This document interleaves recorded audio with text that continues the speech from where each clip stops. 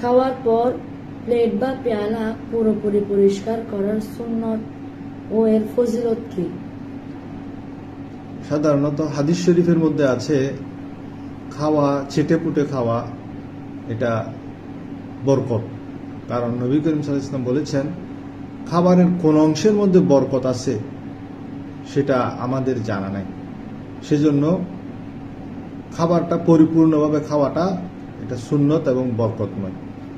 কিন্তু চেটে পুটে খাওয়ার ক্ষেত্রে একটা জিনিস আমাদের সতর্কতা অবলম্বন করা প্রয়োজন। সেটা হলো অনেক সময় আমাদের খাবারের মধ্যে অনেক তেল চর্বি থাকে। এখন এই তেল চর্বি যদি প্লেটের তলায় প্রচুর পরিমাণে থাকে, এখন সেটা যদি আমি চেটে পুটে খেতে যাই তাহলে আমার কোলেস্টেরল বেড়ে যাওয়ার যদি সম্ভাবনা থাকে, আমার শারীরিক অসুস্থতা বেড়ে যাওয়ার সম্ভাবনা থাকে, তখন সেটা আর বরকতের মধ্যে পড়বে না। তখনই বরকতময় খাদ্য হবে যখন সেখানে তেল চর্বি থাকবে না, তখন চেটে পুটে খাওয়াটা উত্তম এবং বরকতময়।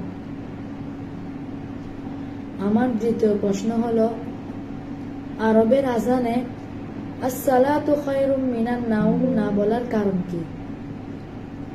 আরবের আজান বললে ভুল হবে। এটা মূলত আরব দেশের মধ্যে বিভিন্ন জায়গায় কিছু শিয়া মসজিদ আছে, যারা শিয়া সম্প্রদায়, তারা তাদের আজানের মধ্যে আসসালাতু খায়রুম মিনান নাওম বলে না। যেমন আমি আবুধাবির মধ্যে ছিলাম, সেখানেও কিছু কিছু জায়গায় শিয়া মসজিদ আছে।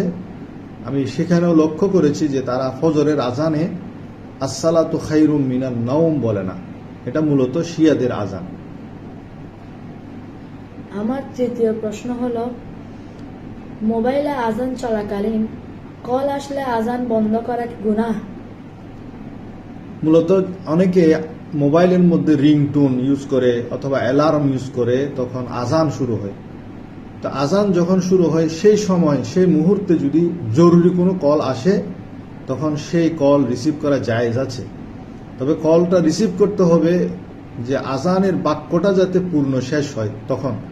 যেমন আল্লাহু আকবার আল্লাহু আকবার, আজানের এই বাক্যটা শেষ হয়েছে তখন রিসিভ করাটা সেটা উচিত। আজান শুরু হয়েছে এমন সময় কল এসেছে, আজানের বাক্য মাঝামাঝিতে গিয়ে যেমন আশহাদু আল্লাহ বলতে সেখানে কেটে দিলেন, তাহলে সেটা উচিত নয়।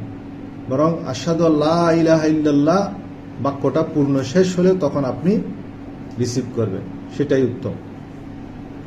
আমার চতুর্থ প্রশ্ন হলো, সামর্থ্য না থাকলে মৃত ব্যক্তির কুলখানি বা চল্লিশা না করলে কি গুনাহ হবে?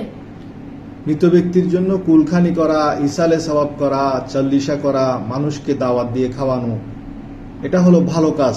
মৃতের রুহের মধ্যে সওয়াব পৌঁছানো, ইসালে সওয়াব করা, এটা খুব উত্তম কাজ এবং সাহাবায়ে কেরাম করেছেন। এর অনেক দলিল এবং প্রমাণ রয়েছে। তো এখন সেটা করতে হবে সামর্থ্য অনুযায়ী। আপনার যতটুকু সামর্থ্য আছে সেই সামর্থ্য মোতাবেক আপনি সেই কাজটা করবেন, সেই ইসালে সওয়াবটা করবেন।